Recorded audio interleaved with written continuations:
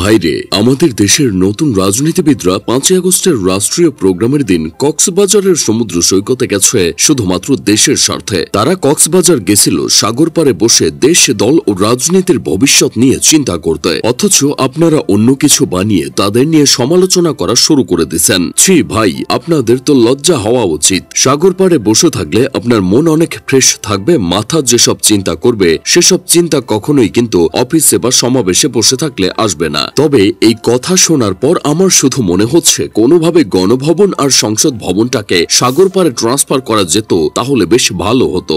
দেশ সম্পর্কে চিন্তা করতে অন্তর্বর্তী সরকারের উপদেষ্টাদের একটু সুবিধা হতো, কারণ ইন্টারিম সরকার এমনিতেই যে দুর্বল। মনে হয় তারা সঠিক ট্যুরের অভাবে ভালো কোনো সিদ্ধান্ত নিতে পারতেছে না। তাই যদি কোনোভাবে কক্সবাজারে তাদের পাঠানো যায় তাহলে সব সমস্যার সমাধান হয়ে যাবে। মূলত গত 5ই আগস্ট স্বৈরাচার পতনের বর্ষপূর্তি ও জুলাই ঘোষণাপত্র প্রকাশের দিন সকালে এনসিপির কয়েকজন শীর্ষ নেতা কক্সবাজার সফরে যান। সামাজিক যোগাযোগ মাধ্যম ও কিছু গণমাধ্যমে ছড়িয়ে পড়ে। এটা নিয়ে অনেক সমালোচনা শুরু হয়। এজন্য এনসিপির পক্ষ থেকে কক্সবাজারে যাওয়া নেতাদের দেয়া হয় শোকস নোটিশ।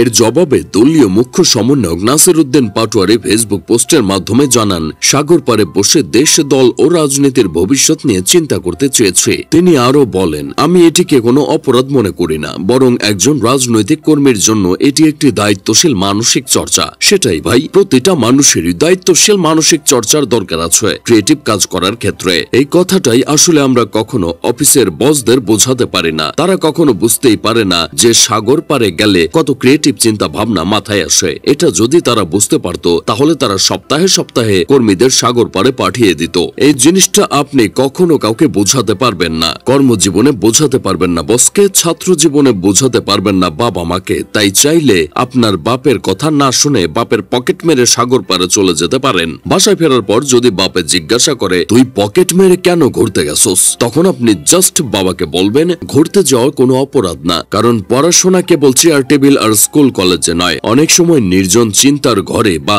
সাগরের পারেও জন্ম নেয়। এই কথা শোনার পর আপনার বাবা আপনাকে কি বলবে আমি জানি না, তবে পিঠে ছালা বেঁধে তারপরে এই কথা বলতে যাবেন। এসব দেখে আমার বন্ধু কেরামত বলতেছে, যেখানে ঢাকা শহরে একটু বৃষ্টি হলেই সমুদ্র সৈকতে পরিণত হয়, সেই ঢাকা শহরের মানুষ কেন সমুদ্র দেখতে কক্সবাজারে যায় সেটা তো বুঝি না ভাই। তারা চাইলে ঢাকা শহরে সমুদ্র সৈকতের ফিল নিতে পারতো, তাহলেই তো কোনো সমালোচনা হতো না। আসলে বুদ্ধি না থাকলে যা হয় আর কি। তবে আমি একটু চিন্তায় আছি, এনসিপি নেতাদের কথা শুনে আমাদের দেশের সাবেক ক্রিকেটার ও সাবেক এমপি সাকিব আল হাসানও না জানি কখন আবার বলে ওঠে, আমিও এনসিপির নেতাদের মতো সেদিন টরেন্টোতে বউ বাচ্চা নিয়ে ঘুরতে গেছিলাম। কারণ ঘুরতে যাওয়া তো অপরাধ নয়। আমি ঘুরতে গেছিলাম টরেন্টোতে বসে দেশ, দল ও রাজনীতির ভবিষ্যৎ নিয়ে চিন্তা করতে।